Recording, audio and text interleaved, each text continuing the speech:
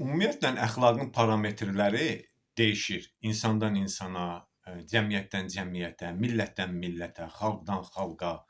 Məsəl üçün deyirəm, mən qonşu ölkələrdən birində bir ibadət yerinə getdim. İbadət eləmək üçün demək olar ki, boş yer yoxdur. Dəstəmaz almalısan. Dəstəmaz almaq üçün növbəyə girirsən. Növbəyə girdiyində o dəstəmaz alınan qrant var ha, o qrant. Da, yəni o su axan yer.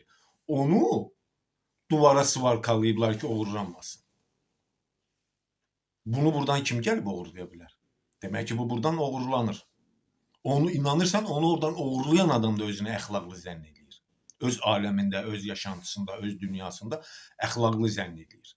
Və bütün qrantların hamısı elə bir düzənək, elə bir şey düzəldib ki, ora svarkalanıb duvara ki, oğurlanmasın. Demək ki, bu buradan oğurlanır da. Və bu adam da özünü əxlaqlı zənn edir. Özünə əxlaqsız demir.